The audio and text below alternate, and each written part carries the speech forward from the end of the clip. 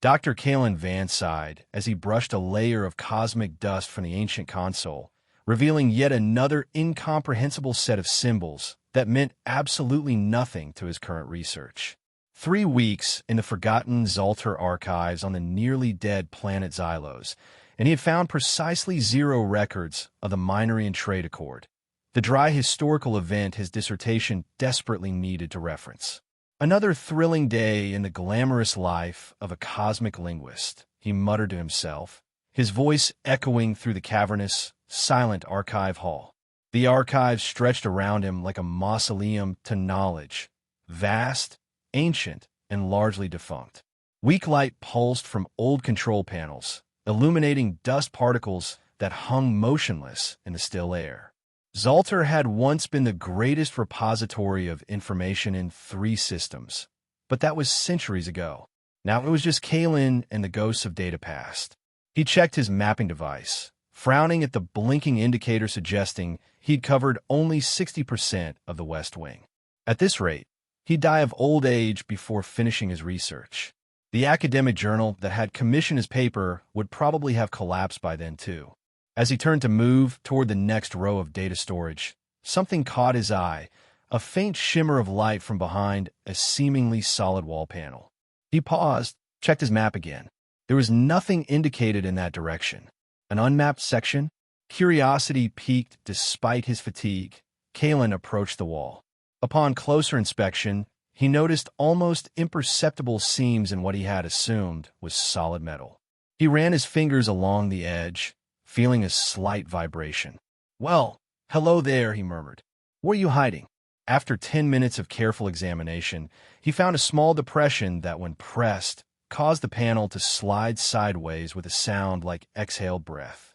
Beyond was a narrow corridor leading to a smaller control room, remarkably well-preserved compared to the rest of the archive. At the center of this hidden chamber stood a strange device unlike any technology he'd ever encountered. It resembled a control console, but its surface was made of something like black crystal, emitting a weak internal light.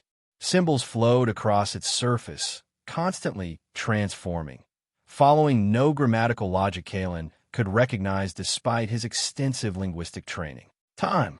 Kalen stared at her, mind racing to process this revelation.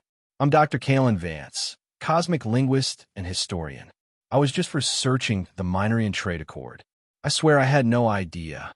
"I care nothing for your petty research or your ignorance," she snapped, circling the console, her fingers moving over the crystal surface with practiced precision.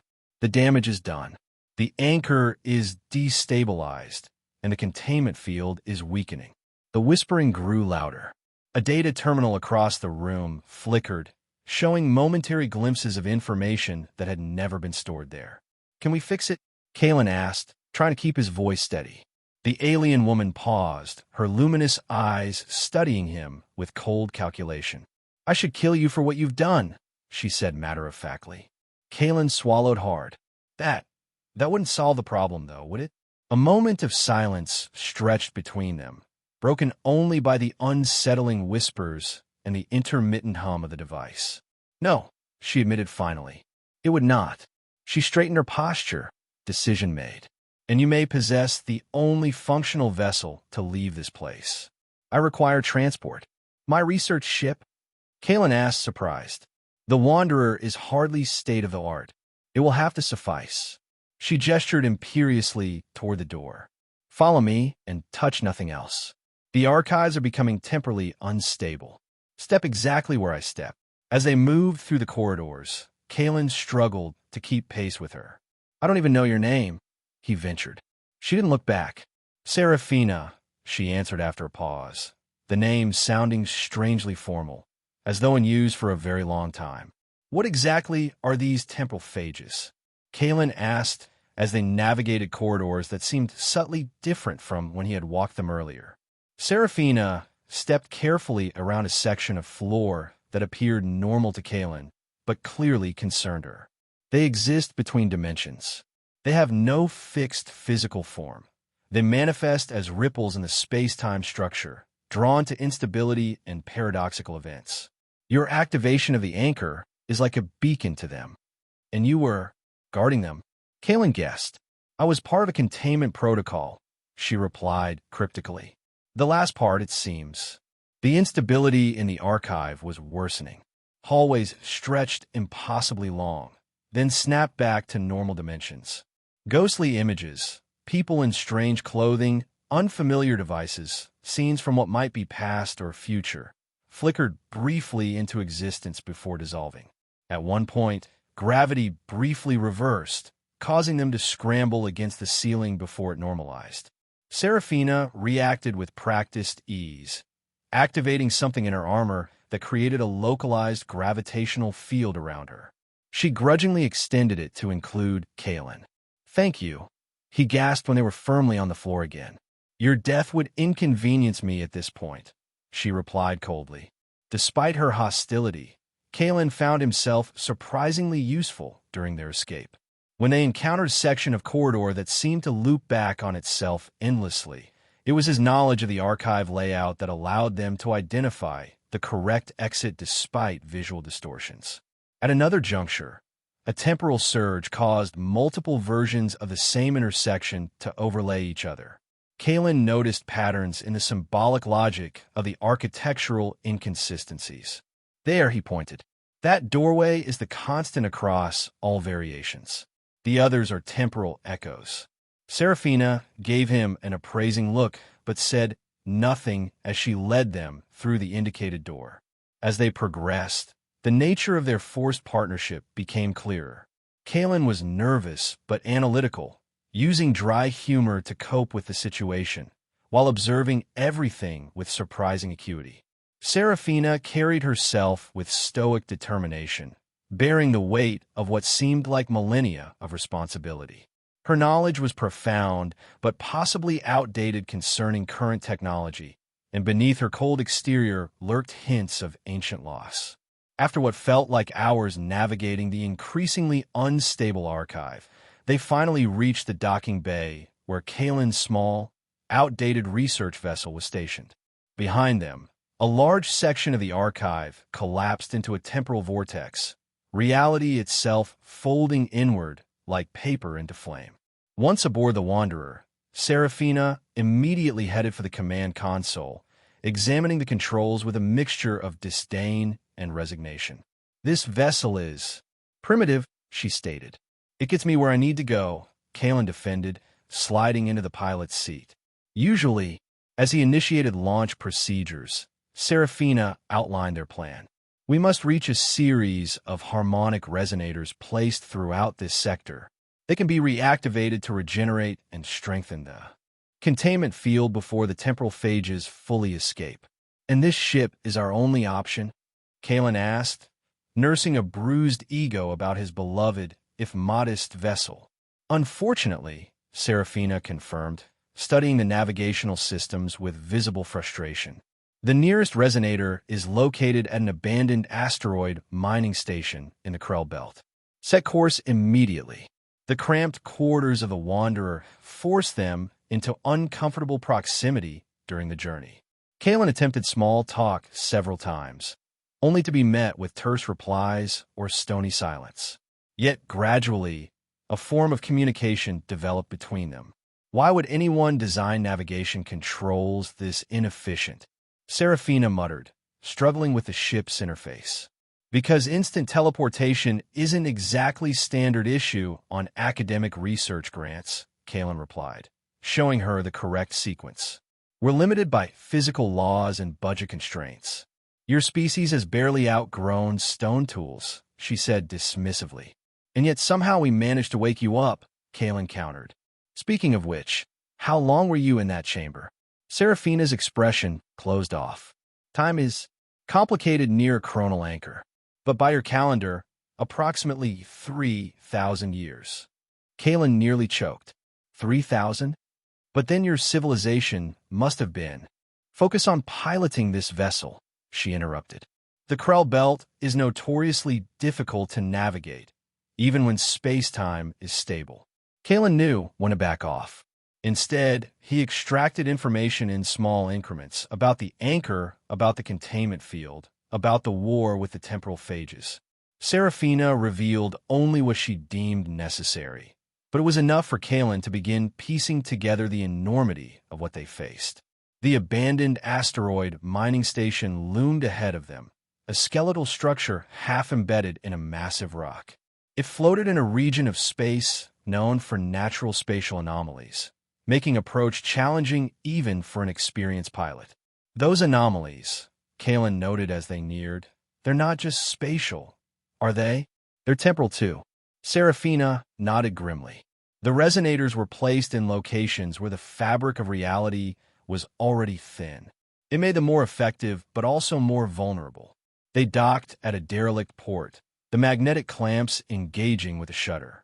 The station was eerily silent, emergency lights casting long shadows across abandoned mining equipment. The air was stale but breathable. The resonator is at the station's core, Serafina explained, activating something in her armor that cast a blue glow around her hand. It resembles a massive crystal structure. I must reactivate it with a specific energy sequence. They moved cautiously through the station. Kalen felt a prickling sensation on the back of his neck, the feeling of being watched. "We're not alone here," he whispered to Serafina. She nodded almost imperceptibly. "Isensai. They had just entered a vast central chamber housing an enormous crystalline structure, the harmonic resonator, when the attack came. Figures in dark, form-fitting suits emerged from hidden positions, weapons raised. The Anchor Guardian, one of them called out, clearly referring to Serafina, and her human pet. "How convenient." "Loop cultists," Serafina hissed to Kalen. "Fanatics who worship temporal chaos. They believe harnessing the phages will grant them power over time itself." The cultist leader stepped forward. "The old containment is failing. It's the natural order of things. Why resist the inevitable?"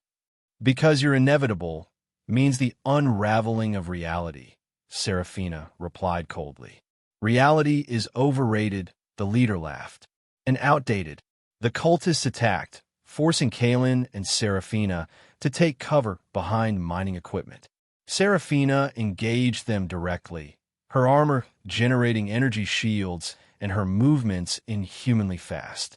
But the cultists were numerous and well-equipped with temporal displacement weapons that phased in and out of synchronicity with normal time. Kalen, pressed against the control panel, noticed its outdated interface was still operational. The station's systems were old but functional. As a historian, he had studied facilities like this, their designs, their protocols. While Serafina battled the cultists, Kalen accessed the station's core systems. Mining stations of this era had emergency purge protocols for cosmic dust buildup, harmless to humanoids but devastating to sensitive equipment. "Serafina," he called out, "get ready to activate the resonator." He triggered the purge sequence. Vents throughout the chamber opened, releasing clouds of disruptive particles that confused the cultists' temporal weapons. Several misfired, creating small time distortion bubbles that trapped their users. The distraction gave Serafina the opening she needed. She fought her way to the resonator, her hands moving in complex patterns across its surface. The crystal structure began to glow, pulsing with increasing intensity. The cultist leader, realizing what was happening, charged toward her with a desperation born of fanaticism. Kalen, seeing no alternative, grabbed a piece of mining equipment and threw himself into the leader's path. The collision was painful, but it bought Serafina the seconds she needed. The resonator flared to brilliant life, emitting a wave of energy that expanded outward. The remaining cultists fled, their leader dragged away by subordinates. "We did it," Kalen said, wincing as he stood up. "That's one resonator activated, right?" Serafina nodded, but her expression remained grave. "It's only the beginning. The energy signature of the activation will alert other cultists to our mission, and the temporal phages are growing more active. Reports of temporal anomalies are already appearing throughout the sector." "Where to next?" Kalen asked, helping her gather equipment. "A more dangerous location," she replied. "The pressure on the containment field is increasing exponentially. We must move quickly." They returned to the Wanderer, now slightly damaged from a cultist attack during their absence. As they departed, Kalen noticed Seraphina studying him with what might have been grudging appreciation. "Your action against the cultist leader was unexpected," she finally said. Kalen shrugged, wincing at the pain in his shoulder. "I'm full of surprises. Mostly useless academic trivia, but occasionally something practical." For the first time, something almost like amusement flickered in Seraphina's luminous eyes. Their journey to the final resonator was fraught with danger. The loop cultists pursued them relentlessly, employing increasingly sophisticated tactics. The Wanderers sustained damage repeatedly, requiring emergency repairs and evasive maneuvers that taxed the old ship's systems to their limits. The atmosphere aboard became tenser, but also paradoxically more intimate. Forced to rely on each other more heavily, Kalen and Seraphina engaged in deeper conversations during the quiet moments between crises. "What was your world like?" Kalen asked during one such lull, as they drifted in the shadow of a gas giant to mask their energy signature from pursuers. "Before all this?" Seraphina was silent for so long that Kalen thought she would ignore the question. When she finally spoke, her voice was softer than he had ever heard it. "Beautiful," she said simply.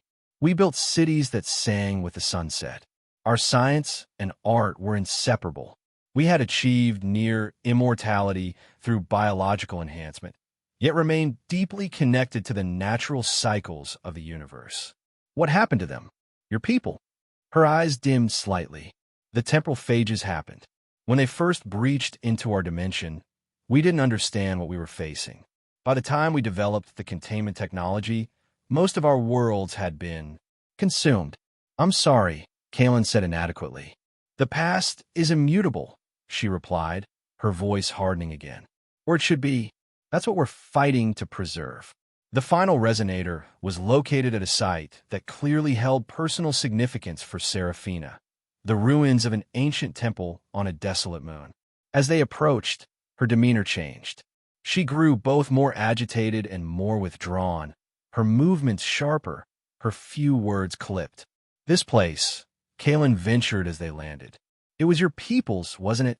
"This was where the original containment ritual was performed," she confirmed, not meeting his eyes. "When my kind made their last stand against the phages. Where I volunteered to become the final guardian of the anchor while the others." She didn't finish, but she didn't need to.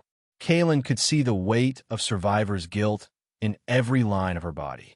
3,000 years of solitary vigil, the last of her kind, preserving the sacrifice of her people. Kalen no longer felt merely fear or curiosity toward her. He felt profound respect and empathy. "We'll complete their work," he said gently. "We'll strengthen the containment." Seraphina met his gaze, something vulnerable briefly visible behind her luminous eyes. "Yes," she said, "we will." The temple was a marvel of engineering and artistry, even in ruins. Structures of impossible geometry rose toward the starlit sky, materials unlike anything Kalen had ever studied gleaming dully in the moonlight. At its center stood the largest resonator yet, a crystal spire that reached 50 meters into the air. But as they had feared, the loop cultists were waiting. They had established a perimeter around the temple, led by the same leader from the mining station, now sporting a mechanical enhancement where Kalen had injured him. "They found a way to harness some of the temporal instability," Seraphina observed grimly as they surveyed the situation from a hidden vantage point. "See how reality warps around their leader? He's channeling phage energy." As if to illustrate her point, the very fabric of reality around the temple was visibly distorted. Short-time loops manifested as repeating movements of cultists or falling debris. Images from past and future overlapped. The temple whole and magnificent one moment further deteriorated the next. Objects appeared and disappeared randomly. "The resonator's presence combined with the conflict is drawing the phages," Seraphina explained. "Reality is becoming dangerously unstable." The cultist leader seemed aware of their arrival. He called out, his voice distorted by temporal fluctuations. "Guardian, We know you're here. Your human companion, too. We've studied the anchor data from Zalter.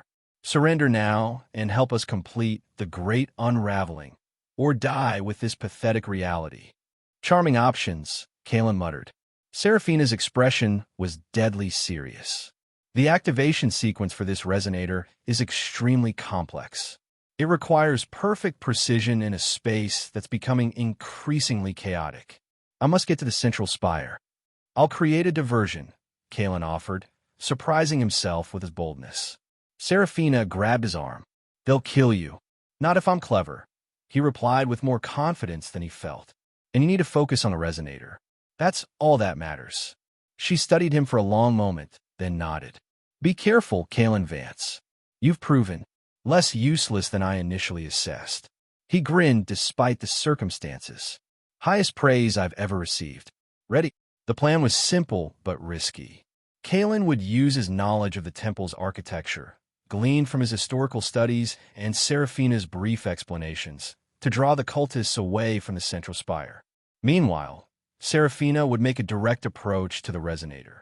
Kalen moved through the ruins, deliberately triggering minor temporal anomalies to create false readings on the cultist detection equipment. As guards were dispatched to investigate, he remained one step ahead, using the unstable environment to his advantage. The cultist leader, however, was not so easily fooled. He confronted Serafina as she neared the resonator, wielding his staff, crackling with distorted temporal energy. Your kind should have embraced us, he snarled. Instead of fighting the inevitable, you could have evolved beyond time itself. You understand nothing, Serafina replied, engaging him in combat. Their battle was like nothing Kalen had ever witnessed, movements blurring between time states, attacks initiated in one moment landing in another. The leader's enhanced abilities made him a formidable opponent even for Serafina. Kalen, seeing Serafina in peril, remembered the data he had accidentally discovered in the Zalter archives, the original sequence that had activated the chronal anchor. If the resonators and the anchor were connected, perhaps. He raced toward the resonator, dodging cultists and temporal distortions. Serafina, wounded from her battle, saw his intention. Kalen, no, she called out. The activation requires specific knowledge. You could make things worse. Trust me, he shouted back. I'm just a linguist, remember? Pattern recognition is what I do. Reaching the base of the crystal spire, Kalen placed his hands on its surface. He felt a vibration similar to the anchor in the Zalter archives, a rhythm, a pulse, a language of sorts. Closing his eyes, he recalled the symbol patterns he had observed, the way Serafina had interacted with the previous resonators, the ancient inscriptions throughout the temple ruins. I'm afraid, he admitted to himself as reality buckled around him. I'm way out of my depth, but sometimes the fresh perspective of an outsider is exactly what's needed. The cultist leader, seeing what Kalen was attempting, broke away from his battle with Serafina and lunged toward him. Stop him, he commanded his followers. Kalen had one chance. He synchronized his movements to the rhythm he sensed within the crystal, tracing symbols across its surface. Not the exact sequence Serafina would have used, but an adaptation based on his understanding of linguistic evolution. If the original protocol was like classical literature, he was attempting a modern translation that preserved the essence while adapting to current conditions. The resonator began to respond, the crystal vibrating more intensely. Serafina, despite her injuries, fought her way to Kalen's side. It's responding, she said in amazement. But the sequence is incomplete. I need your help, Kalen admitted. I've started the process, but I don't have the cultural context to complete it. Serafina placed her hands alongside his on the crystal. Together then, their hands moved in unison, Kalen's linguistic intuition complementing Serafina's ancient knowledge. The resonator glowed brighter, energy building. Within its crystalline structure, the cultist leader made a final desperate attack, throwing himself at them with his temporal staff raised. If I die, I take you with me into the void between times. At the critical moment, Kalen made a decision. He pushed Serafina aside to shield her, continuing the activation sequence alone while expecting to feel the staff pierce his body. Instead, a blinding flash erupted from the resonator. Energy surged up the crystal spire and outward in a massive wave. The cultist leader screamed as his own temporal manipulations backfired, his body dissolving into fragments of different time states. The wave expanded beyond the temple, beyond the moon, connecting with the other activated resonators to form a network of stabilizing energy that pushed back against the encroaching temporal phages. The containment field was re-established, stronger than before. Reality around the temple gradually stabilized. The remaining cultists were either neutralized by the energy wave or fled in their remaining vessels. The temporal distortions receded, leaving behind permanent scars, areas where time would never flow quite normally again. Kaelin helped Seraphina to her feet amid the settling dust and fading energy discharge. They stood in silence, surveying the aftermath of their success. "You modified the traditional sequence," Seraphina said finally. "No guardian would have attempted such a thing." "Sometimes being untrained has its advantages," Kaelin replied. "I didn't know it couldn't be done differently." "Your ignorance proved fortunate," she acknowledged, almost smiling. "Your species' adaptability is impressive." They made their way back to the Wanderer, supporting each other through the ruins. The ship had suffered damage in the temporal surge, but remained functional enough for repairs. As they stood on the bridge, looking out at the stars, Kaelin voiced the thought that had been forming since their success. "We can't go back to our old lives, can we?" Seraphina shook her head. "The coronal anchor, though stabilized, remains a potential vulnerability that must be monitored. The threat of the temporal phages, while contained, still exists. And now there are those who know about them." Kaelin nodded thoughtfully. "You're no longer bound to millennia of isolation, but you still carry the responsibility of your knowledge. And I can't exactly go back to writing dry academic papers after all this." "What are you suggesting?" Seraphina asked, though her tone suggested she already knew. "A new role," Kaelin proposed. "Unofficial guardians of the anchor and the resonator network, preventing anyone from abusing them and addressing any signs of instability that might arise in the future." "In this vessel?" Seraphina asked skeptically, glancing around the bridge of the Wanderer. "We'll fix her up," Kaelin said with affection. "Maybe even upgrade her a bit. She's gotten us this far." Seraphina considered for a moment, then nodded. "A partnership, then? Your linguistic insights and adaptability. My knowledge and experience." "Exactly," Kaelin agreed. "Besides, I have about 3,000 years of history to catch you up on. Did you know humans have invented over 40 ways to brew coffee?" For the first time, Seraphina laughed, a brief, rusty sound, as though long and used. "Your species always had strange priorities." As the Wanderer's engines hummed to life, Kaelin looked out at the vast expanse of space before them. The tension of their ordeal had passed, replaced by calm acceptance of a new path. "So," he said lightly, "my little field expedition escalated somewhat." Seraphina's response was a subtle smile and a nod of acknowledgement. "The universe is temporarily safe," she said, "but our journey is just beginning." The ship moved away from the moon, carrying its unlikely crew toward an uncertain future they would face together.